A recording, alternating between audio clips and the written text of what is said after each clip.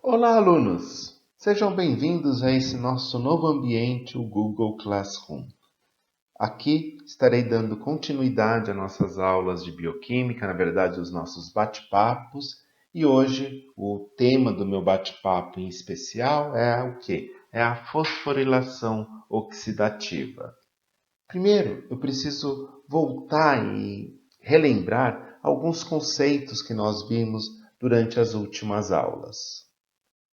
Um deles tem a ver com a questão de formação de energia, de produção de energia. Até recentemente, você deve ter ouvido de diversos professores, nos mais diversos ambientes que você frequentou, falando que a respiração celular gerava o quê? Uma grande quantidade de energia, gerava um caminhão de energia. E nós, nas nossas aulas de bioquímica, não vimos até esse momento o quê? Esse caminhão de energia. O que nós vimos foi que através da glicólise eu gerava duas moléculas de ATP e que no ciclo do ácido cítrico eu gerava também mais duas moléculas de ATP, na verdade, duas moléculas de GTP. E até onde eu sei, para a nossa matemática, 2 mais 2 dá o quê? 4. Ou seja, eu só vi até o momento o quê? A formação de 4 moléculas de ATP. Pois bem, cadê aquele caminhão que todo mundo fala de energia? Esse caminhão é, na verdade, o quê? O foco da nossa aula de hoje, do nosso bate-papo, que é a fosforilação oxidativa. Pois bem, aqui eu tenho um esquema simplificado da respiração celular, ou melhor dizendo, um esquema simplificado da degradação oxidativa da molécula de glicose. Nesse processo, a molécula de glicose, ela vai ser o quê? Transformada, vai reagir com diversas enzimas e virar CO2, vai gerar 6 moléculas de gás carbônico. Para isso acontecer, eu tenho envolvimento de 4 vias metabólicas, uma delas acontecendo no citoplasma, que é a glicólise, e depois 3 novas diferentes vias metabólicas, que todas elas acontecem lá na matriz mitocondrial. A descarboxilação do piruvato, o ciclo do ácido cítrico e a fosforilação oxidativa. Essa energia acontece basicamente através do quê? De reações de oxirredução.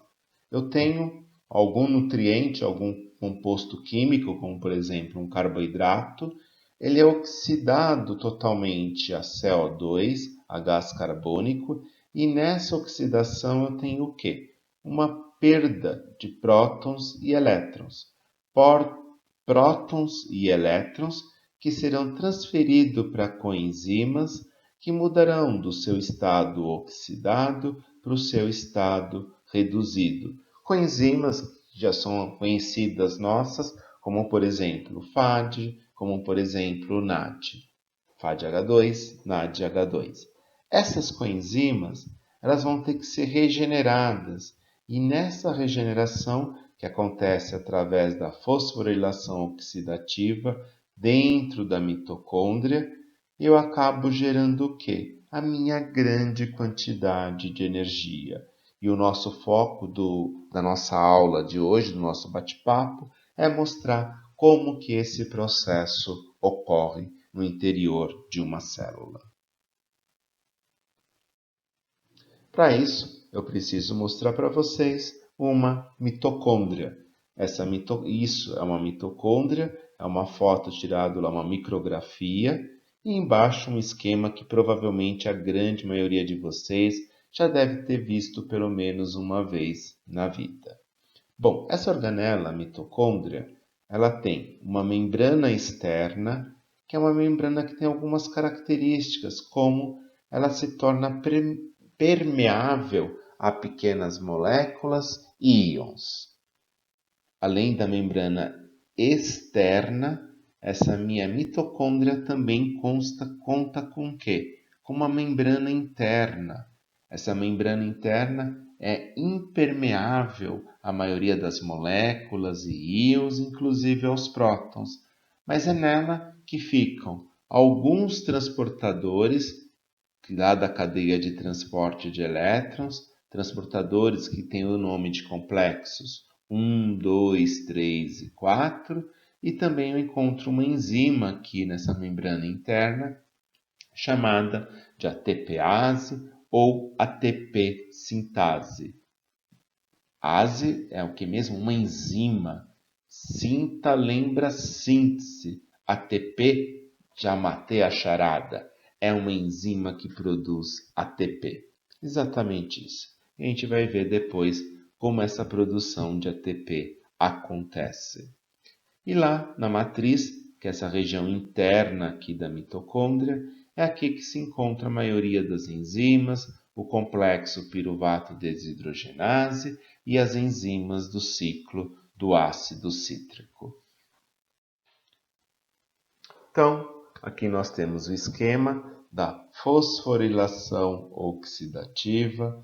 É um processo que acontece na mitocôndria, que envolve o transporte de íons e prótons na verdade elétrons, da matriz mitocondrial para esse espaço intramembranar, e ele é dividido em dois processos metabólicos diferentes. Um, que eu chamo de cadeia de transporte de elétrons, onde eu tenho esses complexos recebendo os elétrons das suas coenzimas no estado reduzido, transportando esses prótons e elétrons para o espaço intramembranar. E juntamente acoplado a um outro processo metabólico chamado de quimiosmose. É através da quimiosmose que eu mantenho o equilíbrio de prótons, fazendo como? O transporte desse prótons do espaço intermembranar para a matriz mitocondrial. E toda hora que eu faço esse transporte, eu gero o quê? Uma grande quantidade de energia, eu gero ATPs. Bom, explicando um pouquinho melhor, então, essa fosforilação oxidativa, ela acontece dentro de uma mitocôndria, conforme você pode ver aqui pela localização dos compartimentos celulares, né? Eu tenho citoplasma, membrana externa, espaço intermembranar, membrana interna e eu tenho a matriz mitocondrial. Esse processo de fosforilação oxidativa, ele vai começar através de um transporte de elétrons que ocorre da molécula de NADH para os complexos, no caso aqui o complexo 1, e transporte de elétrons da molécula de FADH2 para o complexo 2. Toda hora que eu faço esse transporte de elétrons através desses complexos, desses carregadores, eu tenho o quê? Acoplado um transporte de prótons. Desse modo, eu vou ter o quê? Uma grande quantidade de prótons nesse espaço intermembranar. Então, aqui nós temos, representado por essas bolinhas, os três complexos, complexo 1, 2 e 3 e 4, que fazem parte da cadeia de transporte de elétrons. E esse gradiente de prótons vai gerar uma força eletromotriz, uma grande força química. E esse grande gradiente de prótons vai acabar atravessando, através dessa proteína, através da ATP sintase, e com isso eu vou acabar gerando o quê? A grande quantidade de energia da célula. Então, a partir daqui, eu vou detalhar um pouco como que ocorre esses transportes de prótons e de elétrons e como que há a geração de energia. Bom, esse transporte de prótons através do complexo 1 se inicia com o quê? Com as moléculas de NADH doando seus elétrons para uma outra coenzima chamada de FMN. Com isso, eu tenho um transporte de elétrons através do complexo 1. Esses elétrons vão ser transferidos no final para a coenzima Q. E nesse transporte de elétrons eu também tenho o quê? Um transporte de prótons. 4 prótons são transferidos a partir de cada molécula de NADH que se liga ao complexo 1. Então, essa coenzima Q, que ela é também chamada de ubiquinona, é ela que vai ser o aceptor final de elétrons neste processo do complexo 1.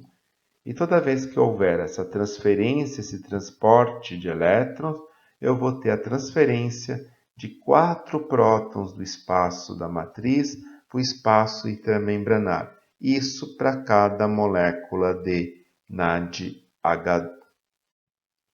Então, relembrando, a gente tem lá então essas duas coenzimas, NADH e NAD+, elas vão ter e coexistir nos seus dois estados, no seu estado oxidado, no seu estado reduzido, e uma das funções desse transporte de elétrons, da cadeia de transporte de elétrons, é regenerar, é transformar o NADH em NAD+.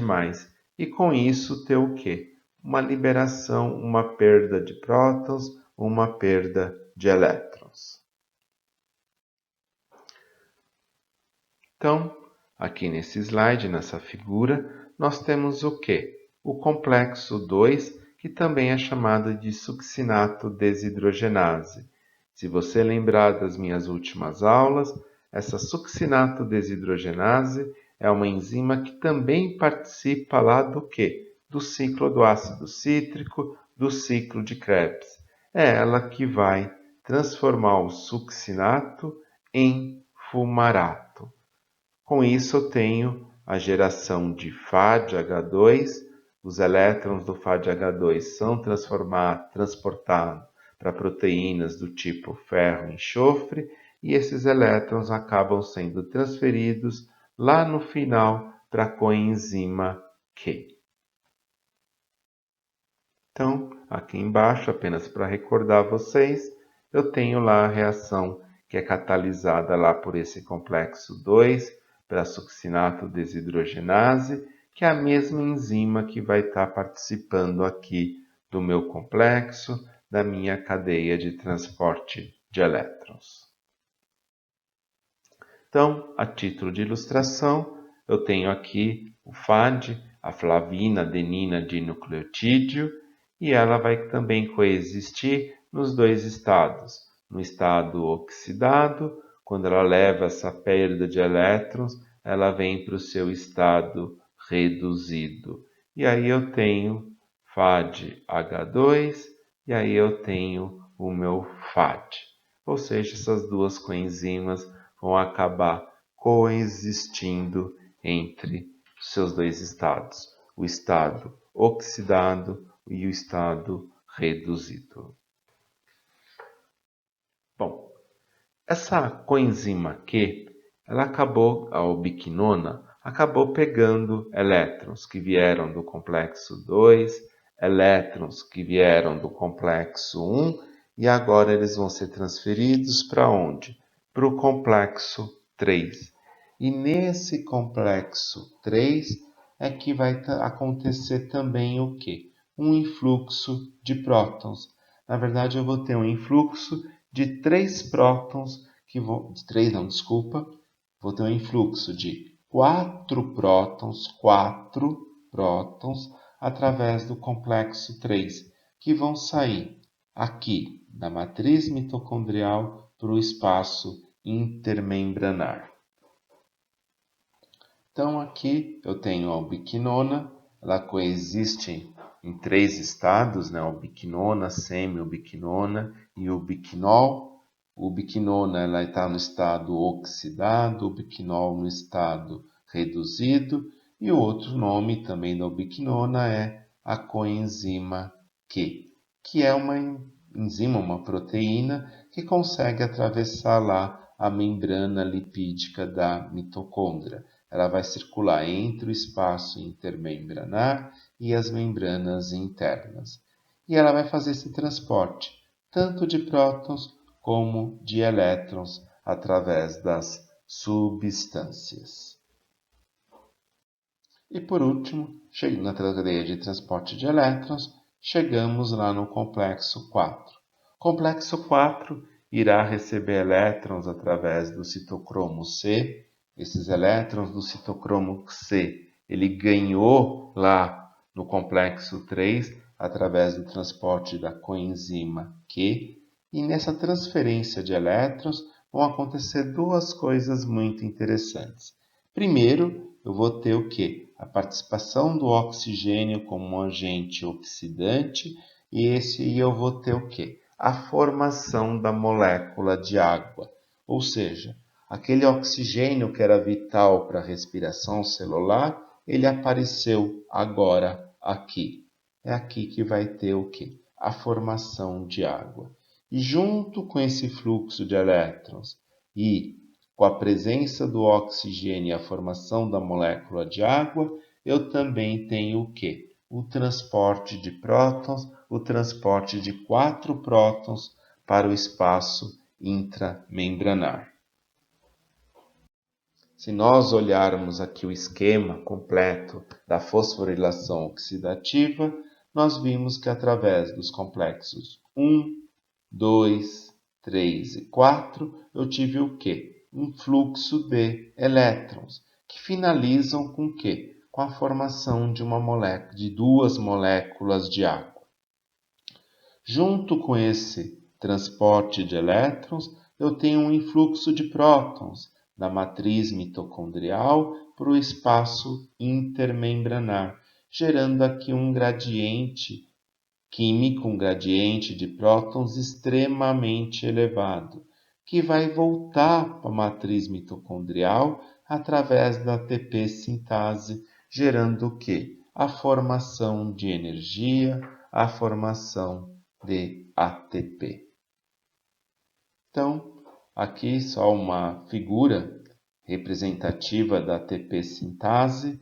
Ela vai estar ancorada dentro da membrana interna, tendo uma porção externa lá na matriz mitocondrial, e conforme eu tenho fluxo de prótons através desse complexo enzimático, desse complexo proteico, a ATP sintase gira como se fosse um motor, e nesse giro ela vai pegar moléculas de ADP e de fosfato inorgânico e transformar eles numa molécula de ATP, gerar a síntese de ATPs através dela.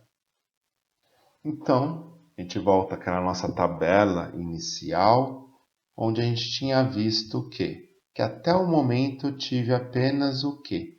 4 ATPs formados por todos esses processos. Para chegar aos 30 e pouco, a gente vai ter que fazer algumas continhas. Aquele trauma que se tinha de contas, ele tinha razão e ele vai surgir agora. Primeiro, a gente tem que lembrar ou pensar que quando eu tenho essa troca de prótons, de elétrons, do NADH para o NAD+, eu tenho um fluxo de mais ou menos 10 prótons. E esses 10 prótons têm a capacidade de me gerar 2,5 moléculas de ATP. Eu sei que não existe meia molécula, mas esse é um cálculo aí que é feito. Ou seja, cada molécula de NADH que se transformou em NAD, ela vai ter o quê? Vai gerar para a minha célula 2,5 ATPs. E quando eu penso no FADH2 se transformando em FAD, eu tenho um fluxo menor. Eu tenho apenas 6 prótons sendo transferidos da matriz para o espaço intermembranar. E isso me gera mais ou menos 1,5 ATP. Então agora a gente vai fazer algumas continhas para mostrar como que é essa contagem de ATPs. Então, para cada molécula de NADH, eu tenho o quê? A formação de 2,5 ATPs. Então, se eu tenho 2 NADHs, eu vou ter aqui 5 ATPs. Se eu tenho 2, eu tenho 5. Se eu tenho 6, 6 vezes 2,5, eu vou ter 15. Ou seja, já aumentou bastante o meu número de ATPs. E eu não posso esquecer do meu FADH2. Cada FADH2 gera 1,5 ATPs. Ou seja, eu vou ter 3 ATPs. Se eu fizer essa soma toda bonitinha, eu vou chegar ao número de 32 ATPs. Ou seja, eu tenho aqui um caminhão de energia. Não é lindo isso, gente? Fala a verdade. É lindo. Bom, então, quando eu falo de fosforilação oxidativa, eu tenho moléculas que são inibidores. Alguns são inseticidas, como a rotenona, alguns antimicrobianos, como a antimicina A, moléculas pequenas, como o monóxido de carbono, que é um poluidor da atmosfera, cianeto, e todos esses inibidores, o que eles vão fazer? Eles vão se ligar a algum complexo da cadeia de transporte de elétrons e dessa maneira bloquear o transporte. Se eu bloqueio um complexo, acabou, eu não tenho mais transporte de elétrons. E eu vou ter agentes desacopladores como dinitrofenol, pentaclorofenol, a oligomicina, que eles vão fazer o quê? Transporte de prótons sem eu utilizar a minha ATPase. Ou seja, eles vão transferir prótons do espaço intermembranar para a matriz sem passar pela ATPase. Com isso, eu não vou ter, lógico, geração de energia.